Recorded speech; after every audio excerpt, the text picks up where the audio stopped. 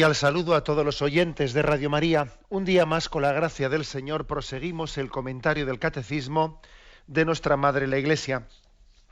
Habíamos iniciado en el programa de ayer el apartado, que es capítulo tercero de la parte sobre la oración cristiana, la vida de oración. Nos faltaba por comentar el punto 2699. Punto 2699, que dice así: el Señor conduce a cada persona por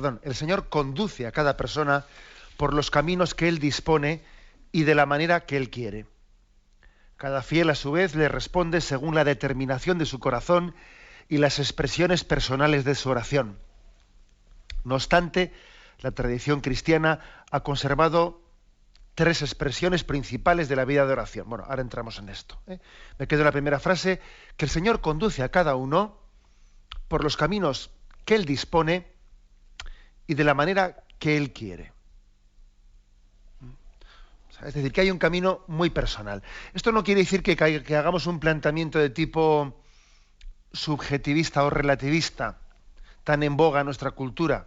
No, nosotros creemos que hay un camino para todos nosotros, un camino común para orar, que es el de Cristo. Cristo es el camino que nos conduce al Padre.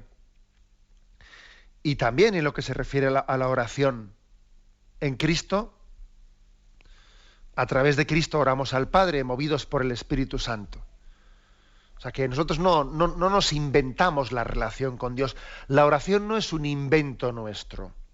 No es una expresión de subjetivismo en el que nos construimos pues un Dios a nuestra medida o una religiosidad a nuestra medida. No. En ese sentido no se refiere aquí la frase. No estamos hablando de un subjetivismo, pero sí, sin embargo, hablamos de una relación personal y Dios nos quiere a cada uno de nosotros de una manera muy específica, muy personal.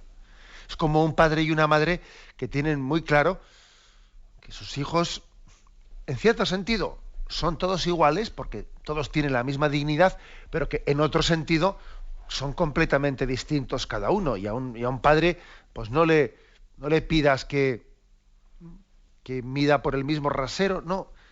Sí, los hijos todos son iguales en cuanto a dignidad, en cuanto a compartir una condición de amor gratuito, pero su relación con cada uno es específica. Y eso hay que entenderlo, y sería ridículo, que a veces ocurre, empezar a sentir celos, porque, mira, con este le trata de una manera, con la otra de la otra. Dios tiene un camino distinto a cada uno, con cada uno. Y es ridículo que nos estemos intentando comparar con los demás y querer imitar a los demás. Tampoco es eso. Hay que descubrir el camino personal que Dios tiene para cada uno de nosotros. Los demás nos podrán servir, en cierto sentido, también la Iglesia nos propone como modelos de imitación a otras personas, especialmente a los santos, pero no en el sentido de que pretendamos que nosotros copiemos literalmente, ¿no?, lo que ha sido el camino de un santo en nuestra vida, no. A la luz de la vida de esos santos, tenemos que ir descubriendo lo que Dios quiere para mí en concreto. Repito esta frase: el Señor conduce a cada persona por los caminos que Él dispone y de la manera que Él quiere. No se trata de pedirle explicaciones a Dios, porque a mí no y a Él sí, a mí me gustaría ser como ese, mira ese qué cualidades tiene, yo me veo más torpe, yo no me veo yo con capacidad de hacer la oración que hace ese otro. En vez de estarnos lamentando continuamente por esto y por lo otro, se trata de cuestionarnos verdaderamente: Señor, ¿qué camino has pensado para mí? Ve descubriéndolo en mi vida. Esa es la afirmación principal. Hay algo de personal, hay algo de estilo personal en la oración de cada uno. Y eso tiene que irlo descubriendo cada uno. Por eso sirven los métodos de oración, sirve un cursillo de oración, pero no deja de ser todo eso bastante teórico hasta que luego no te pongas tú personalmente ante el Señor.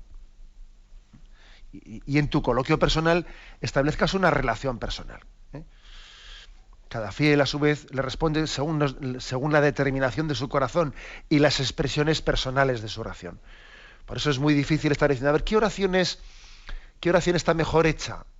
esta o la otra, como si la oración, el valor de la oración, la calidad de la oración, pudiese medirse por las palabras que allí se han pronunciado, ¿no? Obviamente, nosotros no podemos medir la calidad de una oración, sino Dios solamente la conoce.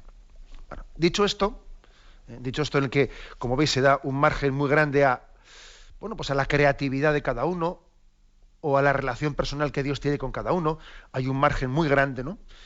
A esa creatividad se dice, no obstante, continúa este punto, la tradición cristiana ha conservado 3 expresiones principales de la vida de oración: la oración vocal, la meditación y la oración de contemplación.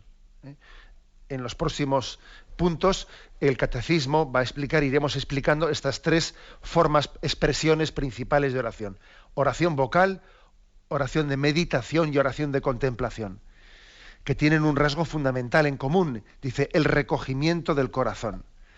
Esta actitud vigilante para conservar la palabra y permanecer en presencia de Dios hace de estas 3 expresiones tiempos fuertes de la vida de oración. 3 expresiones, pues, vocal, meditación y contemplación, pero que tienen algo en común, ojo, y es el recogimiento del corazón. Aquí se nos refiere, se nos envía al punto 2536 del Catecismo, en el que se decía: el corazón es la morada donde yo estoy, o donde yo habito, según la expresión semítica o bíblica, donde yo me adentro. Es nuestro centro escondido, inaprensible, ni por nuestra razón ni por la de nadie. Solo el Espíritu de Dios puede sondearlo y conocerlo. Es el lugar de la decisión, en lo más profundo de nuestras tendencias psíquicas. Es el lugar de la verdad, allí donde elegimos entre la vida y la muerte. Es el lugar del encuentro, ya que a imagen de Dios vivimos en relación, es el lugar de la alianza. Bueno, aquí, por lo tanto, se está subrayando cuando se insiste en que lo principal de la oración es el recogimiento del corazón. Obviamente se contrapone recogimiento del corazón, pues, a una tendencia muy grande que tenemos a la dispersión, a la disipación. Ese es un riesgo muy grande, que nuestra oración sea dispersa, disipada, que no haya nacido de un corazón humilde, puesto en presencia de Dios, sino que uno ora, pero en realidad no está en presencia de Dios, está mirándose a sí mismo, está sencillamente pensando en sus vanidades, está incluso él mismo presentándose y luciéndose vanidosamente ante los demás. O sea, hay un montón de riesgos. Uno puede estar orando, materialmente orando, pero espiritualmente no está orando porque está a sus cosas, disipado, dispersado. O sea, lo que tiene que ser común a todas las expresiones de oración, ya sean vocales, ya sean meditativas, lo que tiene que ser común es el recogimiento del corazón. Y aquí se nos hace una pequeña catequesis de qué se entiende por corazón. Ese lugar interior del hombre en el que solamente Dios puede entrar. Solamente Dios tiene acceso directo al corazón del hombre. Toca la puerta o entra sin llamar incluso. Entra sin llamar. Lugar de las decisiones claves de nuestra vida en las que nos determinamos y decimos, yo voy a hacer una opción en mi vida pues por este camino o por el otro, porque uno ve que allí ha entrado Dios, te ha pedido al corazón, te ha orado, se ha dirigido a ti y ha pedido de ti una respuesta, y tú en el centro del corazón le respondes. Bien, pues a eso que se entiende por corazón, a ese lugar interior del hombre, ahí tiene que tener, desde ahí tiene que nacer la oración, desde el recogimiento del corazón.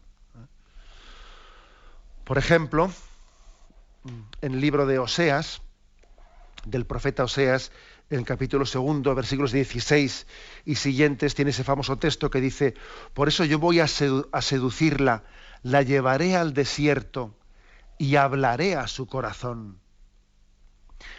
Allí le daré sus viñas y ella responderá como en los días de su juventud. Y sucederá aquel día, oráculo de Yahvé, que ella me llamará marido mío y no me llamará más Baal mío. Yo quitaré de su boca los nombres de los Baales y no se mentarán más en su nombre. Haré en su favor un pacto el día aquel, como la bestia del campo, como el ave del cielo. Yo te desposaré conmigo para siempre, te desposaré conmigo en justicia, en derecho, en amor y en compasión. Te desposaré conmigo en fidelidad, y tú conocerás a Yahvé. Este es un texto muy hermoso para entender lo que es la oración. Yo te llevaré al desierto y te hablaré al corazón. Lo de llevar al desierto también es todo muy pedagógico, porque es muy difícil hablar al corazón sin que seamos conducidos al desierto. Y el desierto quiere significar el apartarnos, el desapegarnos.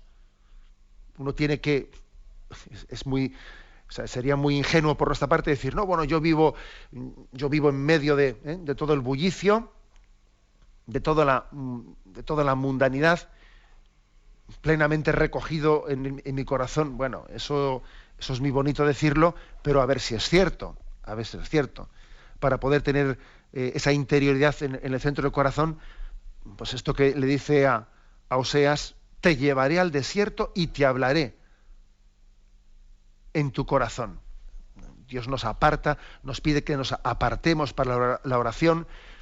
También a veces nos somete a pruebas de despojamiento, de desasimiento, que son pruebas interiores fuertes, purificaciones grandes, ¿no? De llevarnos al desierto para allí podernos hablar al corazón. A veces, mientras que no somos purificados, mientras que no somos llevados al desierto, es impensable que podamos escuchar en el corazón la voz de Dios, porque estamos a otra cosa, estamos disipados, estamos dispersados. Luego Dios tiene sus estrategias y tiene sus caminos para decir, bueno, te saco de aquí, que estás embotado, que estás con la mente totalmente dispersa, te saco de aquí y te llevo al desierto para que allí me escuches. Y si no te saco de este ambiente es que no me escuchas, no me oyes, ¿no? Y cuando decimos llevar al desierto no es únicamente un cambio de sitio físico, que puede ser también, ¿no? En el sentido de me voy a un lugar apartado para orar, o me voy a un lugar, a una casa de espiritualidad. También puede tener ese sentido, pero no solo es trasladarse físicamente, sino también llevar al desierto puede significar perfectamente introducirnos en una experiencia de vida de despojamiento, de prueba interior, en la que uno deja de apoyarse en ciertas falsas seguridades que tenía antes. Deja de vivir en un falso mundo virtual que vivía antes, y Dios le lleva al desierto, le lleva a enfrentarse a su realidad. Bueno, pues eso es lo que Dios espera de nosotros. Ese tipo de oración, dice, de recogimiento del corazón, que como decimos, pues tiene que ser común a todas las oraciones. Tenemos un momento de... Continuamos en esta edición del Catecismo de la Iglesia Católica y entramos en este primer artículo, que es el de la oración vocal. Si el punto anterior ha hablado de las tres formas, de las tres expresiones principales de la vida de oración, que son oración vocal, meditación y contemplación, comenzamos ahora con la primera, oración vocal. Se le llama expresión de la oración, forma de expresarse, o vocalmente, o mentalmente, o en contemplación. Bueno, oración vocal. Lo explica a partir del punto 2700. Por medio de su palabra, Dios habla al hombre. Por medio de palabras mentales o vocales, nuestra oración toma cuerpo. Pero lo más importante es la presencia del corazón en aquel a quien hablamos en la oración. Luego viene una cita de San Juan Crisóstomo. Afirmación primera. Dios nos ha hablado por medio de palabras. Con lo cual, no despreciemos las palabras. Aquí si vamos a hablar de oración vocal, es decir, ojo, primero no despreciemos las palabras. Esto es importante, porque quizás, claro, uno tiende a juzgar las cosas desde su experiencia y desde la experiencia que nos circunda. Y como hoy en día, por ejemplo, tenemos una inflación tan grande, una inflación en la comunicación, en la expresión de multitud de palabras, podemos correr el riesgo de que el concepto mismo de la palabra esté muy devaluado, muy devaluado. La palabra tiene poco valor, no somos hombres de palabra. Se habla una cosa y se dice la otra, pues todos son medios nuevos de comunicación y las nuevas tecnologías han facilitado mucho, ¿no?, los medios para comunicarse, pero también esa inflación de hablar y hablar y hablar también ha podido conllevar que se dice una cosa, su contraria, el que dice ahora digo, luego dice Diego. Bueno, eso todo también ha llevado a una devaluación de la palabra muy grande, como a un desprestigio de la palabra. Desprestigio, hablar por no callar, etcétera, etcétera, ¿no? Bueno, que conste que esto no es un fenómeno únicamente de este último momento cultural, porque también nuestro refranero tiene expresiones del estilo del dicho al hecho hay un gran trecho, ¿eh? Y bueno, pues una cosa es predicar y otra cosa es dar trigos, es decir, hay muchas expresiones en el refranero que nos ponen en guardia ante la posibilidad de utilizar la palabra de una manera superficial.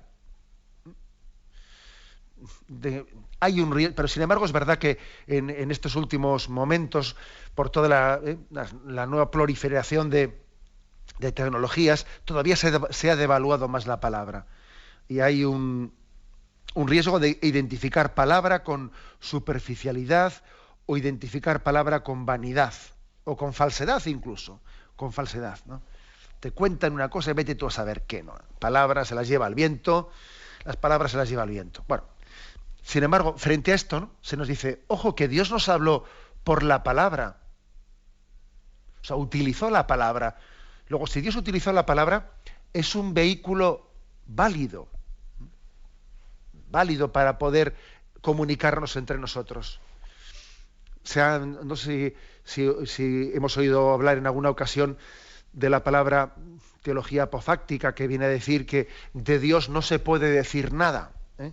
Dios es tan trascendente que todas las palabras que podamos decir son inadecuadas para hablar de Dios. Es el absoluto, el totalmente otro. ¿Qué va a decir Dios del hombre? ¿Qué va a decir el hombre de Dios?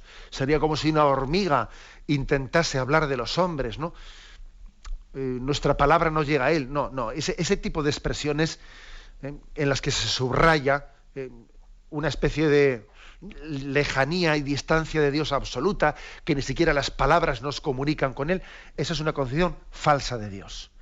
Dios ha hablado con nosotros y ha utilizado nuestra palabra, o sea, nuestra forma de comunicación. Luego, si él ha utilizado la palabra, es que la palabra es capaz y digna, ¿eh? O sea, es un vehículo adecuado para que nosotros podamos hablar con él. Luego, las palabras no son vacías por definición, las palabras no son huecas por definición, no. Creamos en el valor de la palabra, ¿eh? Aquí lo primero que hace el catecismo a la hora de hablar de la oración vocal es lo primero, reivindicar el valor de la palabra. La palabra tiene capacidad de transmitir y por eso puede ofender y por eso puede, todo lo contrario, puede ensalzar y puede consolar y puede dar paz. O sea, la palabra tiene un gran valor, ¿eh? Y frente a esta tendencia que me acuerdo que hablamos de esto cuando explicamos el octavo mandamiento. El octavo mandamiento, que existe hoy en día casi un desdibujamiento de qué palabra es insulto y qué palabra es piropo, y a veces se utilizan insultos para piropear, y otras veces se utilizan piropos, ¿no?, el sentido irónico para insultar. Y dice, no, pero hombre, pero qué lío es esto. O sea, frente a esta tendencia a deformar el valor de la palabra, nosotros reivindiquemos el valor de la palabra. Reivindiquémoslo con firmeza. Dicho esto, sigue, hace una matización, que es que existen, por lo tanto, palabras, dice, bien sean mentales o vocales. ¿A qué se refiere aquí mentales o vocales. Bueno, pues que uno puede estar haciendo una oración vocal en voz alta o en su interior. Yo, por ejemplo, puedo rezar el Padre Nuestro de manera que se oiga, pero también puedo rezar una oración vocal mentalmente, interiormente. Por cierto, que ha habido, yo creo que eso ya se va, vamos, cada vez hay menos personas, ¿no? Pero sí que a veces hemos visto a personas mayores que están en la iglesia, que no saben hacer oraciones vocales interiormente, sino que cuando rezan tienen que hacerlo bisbiseando, porque no son capaces de, bueno, a veces, pues si queréis un poco por falta de educación, no en el sentido de ser mal educado, quiere decir, no, sino de no haber sido educado o introducido en ello. Yo pienso que a algunos les suele molestar que alguna persona esté en la iglesia y esté bisbiseando, porque ves que es una persona que no ha aprendido a hacer una oración vocal, pero mentalmente. Bueno, pues yo creo que ahí tenemos que tener paciencia y desde luego no impacientarnos. Por eso que al Señor le encantará que todos tengamos nuestra libertad para poder expresarnos, ¿no? Pero bien, lógicamente hay que aprenderlo también, tal y como dice aquí el catecismo. Oraciones vocales hechas también mentalmente, especialmente cuando estamos acompañados de los demás. Lo principal es que exista una armonización de la voz con el corazón. Eso es lo principal. Y aquí para poder explicar esto, para poderlo subrayar especialmente, se nos ofrece una cita de San Juan Crisóstomo. Que nuestra oración se oiga no depende de la cantidad de palabras, sino del fervor de nuestras palabras. Que nuestra oración se oiga, lógicamente se refiere a que llegue a Dios. Para que mi oración llegue a Dios, para que sea oída por Dios, que sea escuchada por Dios, no depende de la cantidad de nuestras palabras. El mismo Jesús dice en el Evangelio, cuando oréis no uséis muchas palabras, porque tiene su riesgo usar muchas palabras. Otra cosa es que quizás digamos una palabra muchas veces, dejando que nos empape y nos penetre. Pero se insiste, no depende de la cantidad, sino de la intensidad. Dice literalmente, sino del fervor de nuestras almas. ¿Qué significa la palabra fervor? La palabra fervor es intensidad en la vivencia religiosa, en el sentimiento religioso. Fervor es fe con ardor. Es una fe ardiente, es una fe perseverante. Es algo así, sería como aplicar esa palabra que dice el ángel a la iglesia de la Odisea, en Apocalipsis 3, capítulo 15, ¿no? Le reprocha su conducta porque es tibia, porque no es ni fría ni caliente. No eres ni frío ni caliente y te voy a vomitar de mi boca. Está hablando de su conducta, pero bien podríamos también aplicar ese pasaje del libro del Apocalipsis, de esa tibieza, de ese no ser ni frío ni caliente, ¿no? De pretender estar en un terreno intermedio entre la santidad y el pecado, ¿no? En la tibieza. Bueno, pues eso que se le reprocha en su vida moral a la iglesia de la Odisea, no ser ni frío ni caliente, también se nos puede reprochar en cuanto a nuestra vida de oración. Dice, bueno, pues no eres ni frío ni caliente, no tienes fervor. No tienes fervor. Estás sin querer apartarte de Dios, sin querer abandonarle, cumpliendo unos determinados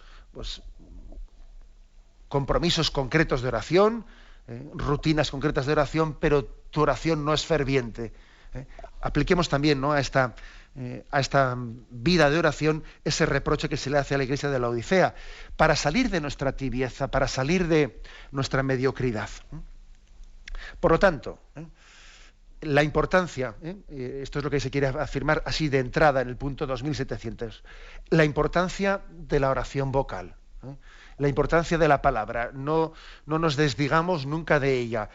Y el hecho de que estemos en una sociedad en la que haya tanta inflación de la palabra, devaluación de la palabra, no por eso nosotros caigamos en en la falsa percepción de decir, no, la oración vocal, la oración de las palabras es una oración que tiene menos valor, es una oración más imperfecta, la oración más pura, de los puros, de los iniciados, de los introducidos, es otro tipo de oración, la oración que ya no usa palabras, que únicamente muestra afectos ante Dios. No vayamos por ahí, porque esa no es la enseñanza real de Jesús en el Evangelio. Jesús, cuando habla con el Padre, expresa sus sentimientos con palabras. Luego no pretendamos hacer de la oración algo difuminado, desencarnado, sino que confiemos en el valor de la palabra. Ahora bien, una palabra en la que se armonice la voz con el corazón, obviamente. Una palabra que suscite el fervor, suscite, que nos ponga inmediatamente en presencia de Dios, y sea su presencia la que arranque de nosotros un corazón, una oración humilde. Tengamos un momento de reflexión y continuamos enseguida. Programa Catecismo de la Iglesia Católica, con Monseñor José Ignacio Munilla.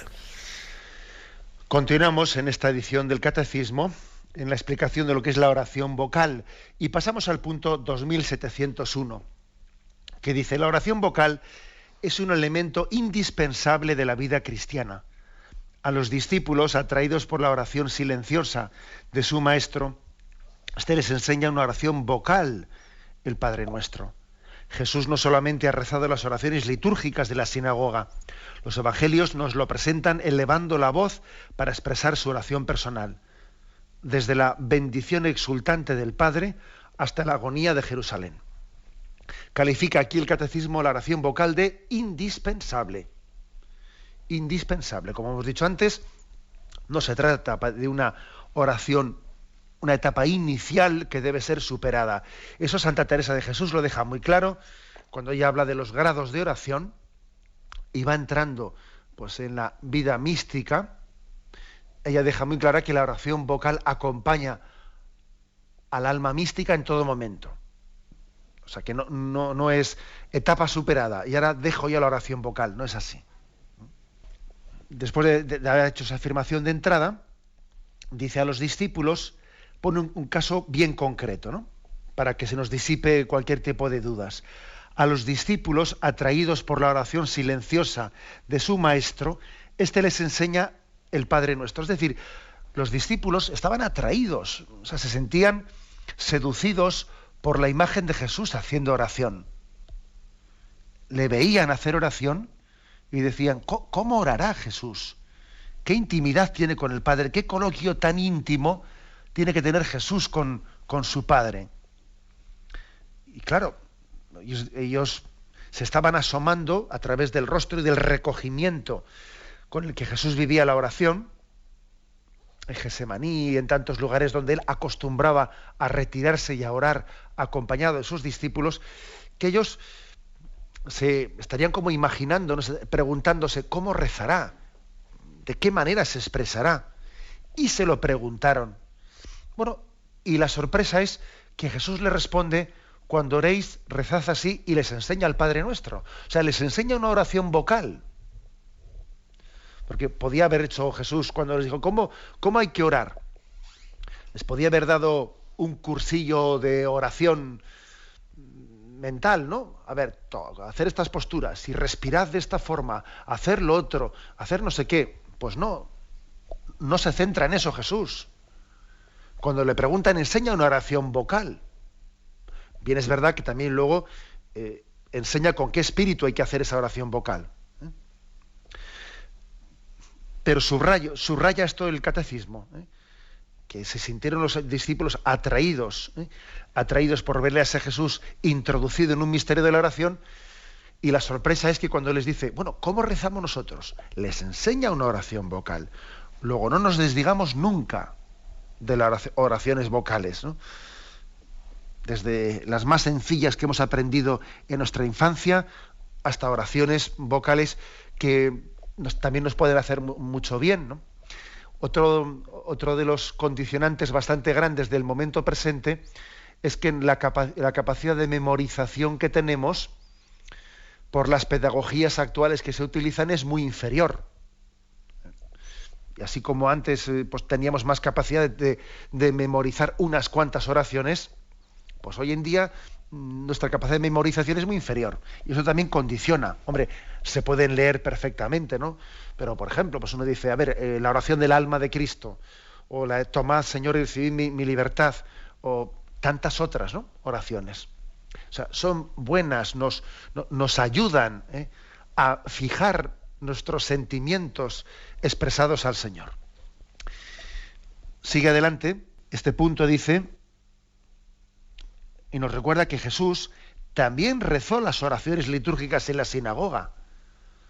Jesús, como todos los judíos de su tiempo, acudía los sábados a la sinagoga y hacía las oraciones, sobre todo los salmos, los 150 salmos del Salterio. Jesús los rezó. Cuando uno entra en una sinagoga o va a Jerusalén y ve en el muro de las lamentaciones, ve allí cómo oran los judíos, dice, Jesús oró estas oraciones. Y es verdad que él nos puso en guardia sobre el riesgo de que las oraciones fuesen meramente ritualistas, que no fuesen expresión del sentimiento más profundo del corazón, etcétera, etcétera. Este pueblo me honra con sus labios, pero su corazón está lejos de mí. O sea, Jesús y sus profetas que le precedieron nos pusieron en guardia frente a eso, ¿no?, frente a ese riesgo. Pero eso no quiere decir que lo rechazasen. Jesús hizo la oración vocal con el pueblo judío.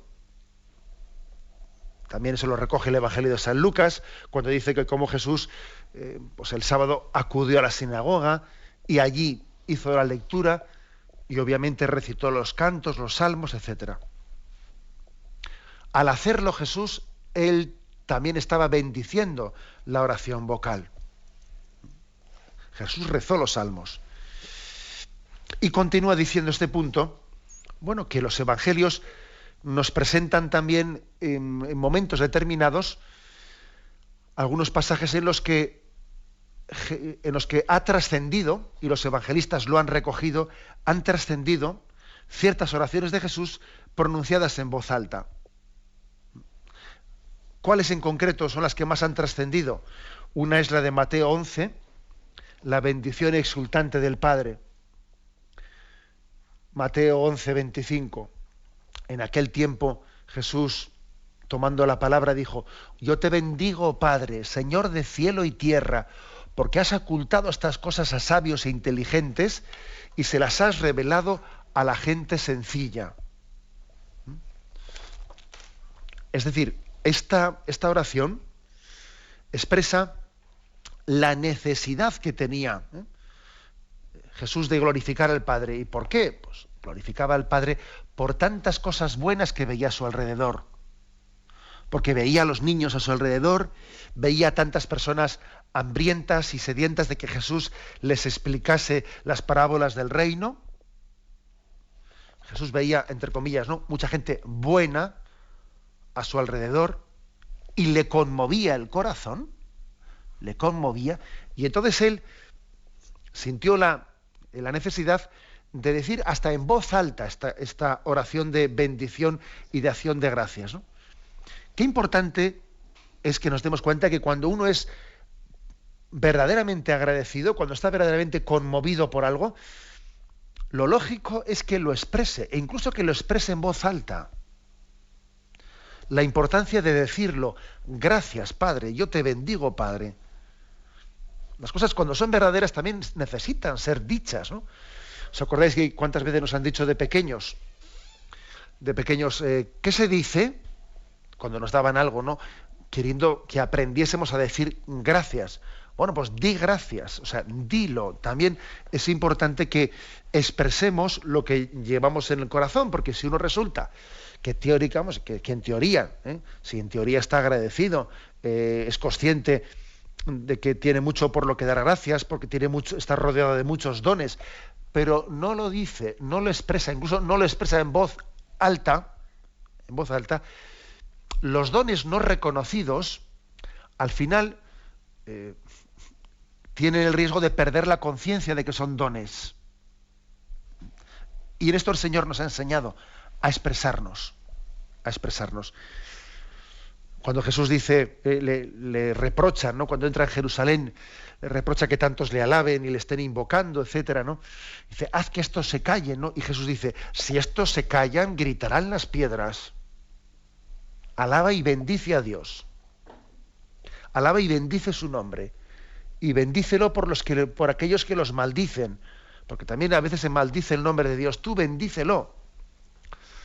Y repara también con esa bendición y con esa acción de gracias tus momentos de silencios, de cobardías, tus palabras indebidas, ¿no? Abre la boca para alabar a Dios, para darle gracias, ¿no? O sea, que Jesús lo hizo, ¿eh? Tuvo momentos de bendición exultante. Y en voz alta, ¿eh? En voz alta. Luego, este es un caso concreto que se pone. El segundo es el de la agonía de Gesemaní, Marcos 14:36. Un momento diferente, bien diferente del anterior. Si en el anterior Jesús estaba lleno de gozo viendo la bondad de todos los que le rodeaban y bendijo a Dios y le dio gracias, ¿no? Por la fe de los sencillos, ahora está en Gesemaní, en la víspera de su pasión, angustiado, con todo el peso de la cruz sobre él.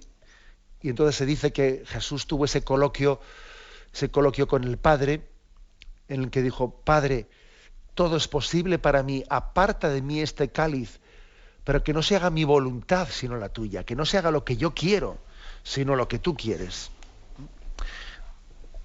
Una situación totalmente contraria, pero sin embargo nos enseña Jesús la misma lección. O sea, cuando alguien sufre, debe de expresarlo. También nuestra herida tiene que supurar delante de Dios. Qué importante es que expresemos nuestra angustia, nuestro miedo. Los salmos nos enseñan mucho a hacer esto. Nos enseñan a expresarnos, a abrirnos como un corazón abierto delante de Dios. Tengo miedo, sufro, no me dejes solo, ven deprisa a socorrerme, etcétera, ¿no? Digamos que Jesús nos ha enseñado, la Sagrada Escritura nos enseña no a decir palabras bonitas. A ver, di palabras bonitas a Dios. No se trata de buscar estéticamente palabras bonitas, sino di lo que sientes, di la verdad de tu corazón. A Dios háblale sin estar pensando en si lo que dices es bonito o es feo. Exprésate en sinceridad delante de Él. Esto es lo que también se muestra en Gesemaní. Si es posible, aparta de mí este cáliz, ¿no? Porque vivo una angustia de muerte, porque una jauría me está rodeando, etcétera, como todos los salmos dicen, ¿no? Se reparten a suertes mi túnica, se burlan de mí. Oh Padre, sale en mi defensa, no me dejes solo, etcétera. Todas esas expresiones de Jesús en Gesemaní, que son recogidas por los salmos, y en esa lectura de los salmos la Iglesia las ve como un cumplimiento, ¿no?, por adelantado de lo que va a ser la pasión de Jesucristo, nos enseñan a orar. Nos enseñan a orar en una oración vocal. Bien sea para expresar el gozo, la alegría, el agradecimiento, o para expresar la angustia, el miedo, el temor. El caso es que la palabra, la oración vocal, nos lleve a abrir el corazón, a ser un libro abierto. Hay personas que tienen ese don, ¿no?, en la relación personal. Dijo, este es de los que viene y se abre como un libro abierto. Da gusto con una persona así. Sabes perfectamente a qué atenderte con ella, porque es muy sencilla y te expresa con mucha claridad lo que lleva en su corazón. Eso quiere Dios de nosotros. Eso quiere Dios de nosotros. Que no seamos complicados, ¿no?, sino que tengamos la prontitud de ir ante el Padre y decirle, papá, y le abramos nuestro corazón en la situación en la que estemos en ese momento. Bien, hemos hemos hecho una primera explicación de la oración vocal. Lo dejamos aquí. Continuaremos mañana a partir del punto 2702. Y ahora damos paso a la intervención de los oyentes. Podéis llamar para formular vuestras preguntas al teléfono 917 107 700. 917 107 700.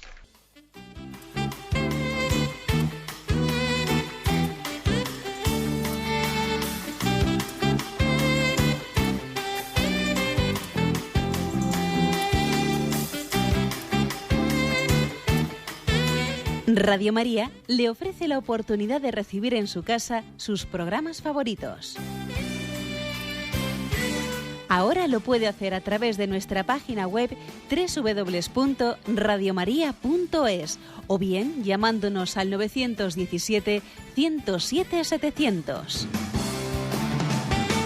Pídanos el programa que más le interesa en cualquiera de sus emisiones, especificando el día y la hora que lo ha escuchado. Solo nos tiene que decir si lo quiere en CD de audio o CD o DVD en MP3. Haga su solicitud en el 917 107 700 y en www.radiomaria.es. Radio María, más cerca de usted. Sí, buenos días. ¿Con quién hablamos? Buenos días. Mire, soy Ana María. Le quería hacer una preguntita sobre lo que usted estuvo hablando ayer de la liturgia de las horas. Si no me equivoco, usted dijo que era una oración continua durante todo el día, ¿no? Bueno, yo lo que me refería es que es una oración que ayuda grandemente a poder hacer verdad del ideal de la oración continuada. El ideal del cristiano es que viva en presencia de Dios, que su oración no sea un momento desconectado del resto de la vida, sino que vivamos en continua presencia de Dios. Para eso hay muchas fórmulas, ¿no? Como son, por ejemplo, las jaculatorias, el que uno utiliza jaculatorias, el que le diga pequeñas palabras a Dios, el que rece el rosario intercalado durante el día, y me referí a la liturgia de las horas como el medio quizás principal para ayudarnos a vivir en esa oración continua, que es el intercalar las horas de los laudes, de la hora intermedia, tercia, sexta o nona, de las vísperas, etcétera, se intercalan en horas distintas a lo largo del día, y eso es una gran ayuda, ¿eh? A eso me refería yo. Adelante, damos paso a un siguiente oyente.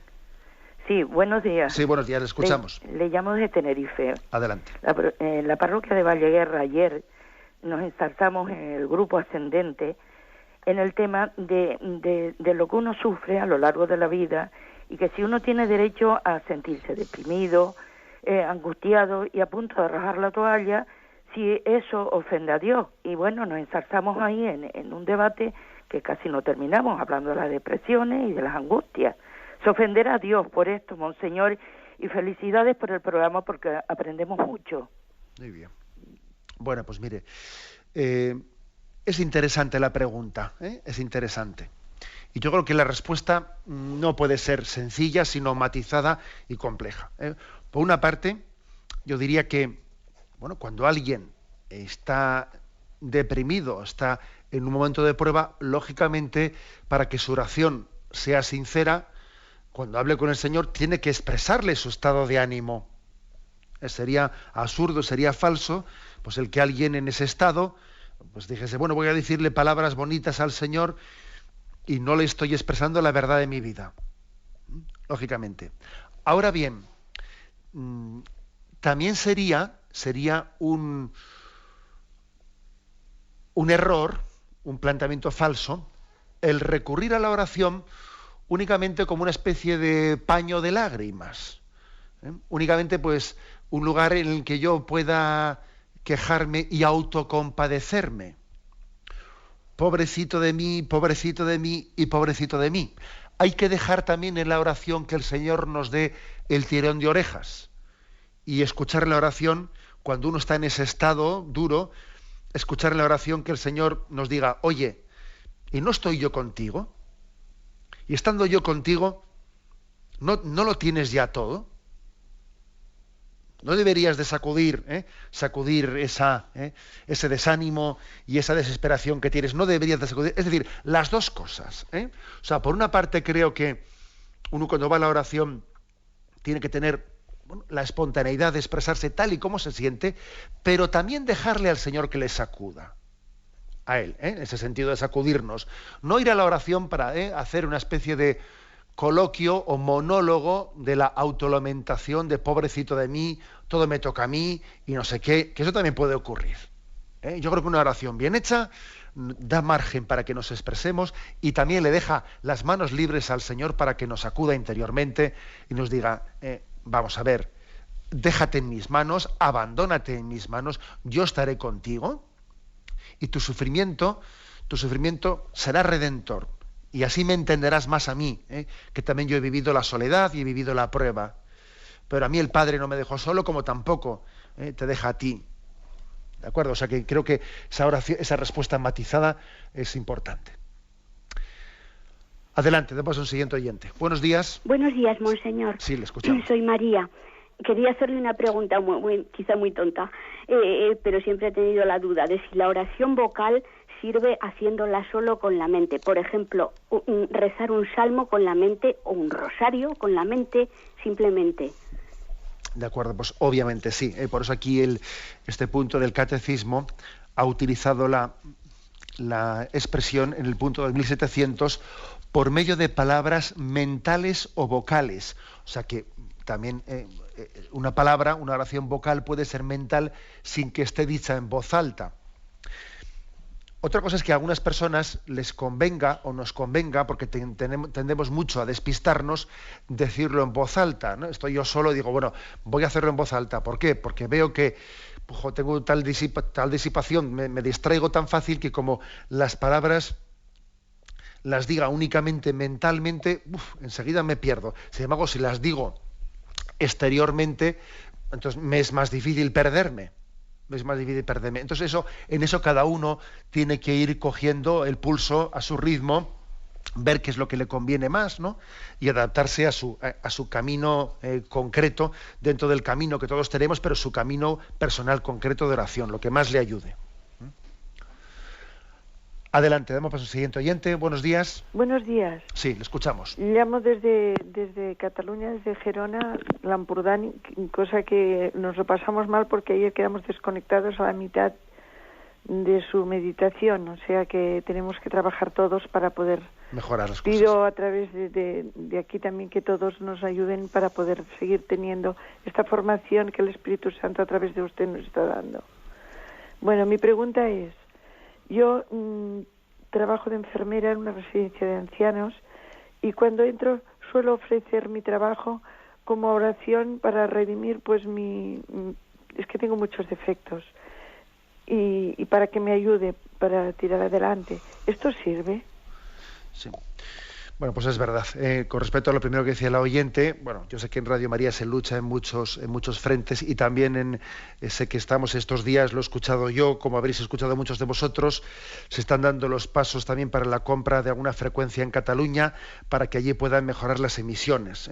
Es otro paso más que se da, el poder también comprar allí esas frecuencias en Cataluña y todos colaboraremos en ello, que es otro reto muy importante.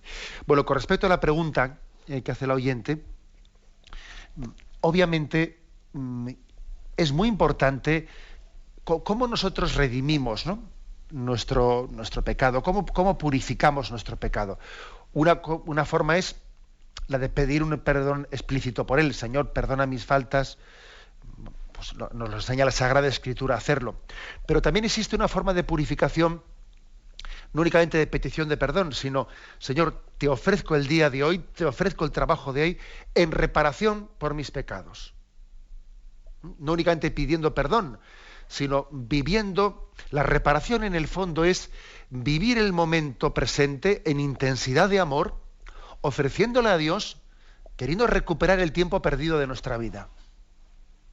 O sea, yo he perdido mucho tiempo en mi vida y ahora ¿qué voy a hacer? Me voy a estar lamentando, me voy a estar diciendo, ¡ay, qué mal! ¿Cuántos años en mi vida desperdicié? No nos perdamos en falsas lamentaciones. La verdadera reparación es aquella que dice, Señor, voy a vivir el momento presente en intensidad de amor y te lo voy a ofrecer en reparación de tanto tiempo en mi vida en el que he estado, pues, a por uvas, como se dice, ¿no? He estado perdido. Ese sentido, esa oración que hace usted al comenzar el trabajo, en el hospital o donde sea, pues obviamente tiene una gran capacidad, ¿no?, de reparación en su vida. Adelante, vamos a una siguiente llamada. Sí, hola, buenos días, monseñor. Sí, adelante. Ángel, de Madrid. La pregunta era, cuando oramos mentalmente, ¿puede dar la sensación de más íntimo o de mayor recogimiento? Gracias. Bueno, yo creo que no es cuestión de qué sensación se dé, ¿eh? También las sensaciones pueden ser falsas, ¿eh? A veces puede haber personas que exteriormente, pues, parezca que no están tan recogidas y tienen una oración más profunda. Lo que sí que le puedo decir es que yo creo que la oración mental también puede ocurrir que alguien esté en una capilla en oración mental y esté totalmente distraído pensando en sus cosas, ¿eh? Luego la clave no está en la sensación, sino la clave está en la realidad. La oración mental no es tan sencilla, ya hablaremos de ella. Por ejemplo, hacer oración mental bien, sin dormirse, por ejemplo, porque es muy fácil dormirse, que te pones en una capilla y empiezas a pegar una cabezada, o te distraes, o tal, o sea, no es tan sencillo hacer bien la oración mental. Aquí el catecismo, enseguida vamos a empezar ahí a dar una serie de pautas de la oración mental. Por eso no identifiquemos oración mental es una oración profunda y bien atenta, y la oración vocal es una oración superficial y distraída. No hagamos ese silogismo, porque las cosas son mucho más complejas, ¿eh? En el fondo tenemos tentaciones en todo tipo de situaciones. Brevemente vamos a dar paso a una última llamada. Buenos días. Hola, buenos días. Sí, adelante. Me llamo Aurora y llamo desde Santurce. Sí. Mire, le quería hacer una pregunta. Es que tenemos un sacerdote que lleva 7 años con nosotros y es maravilloso.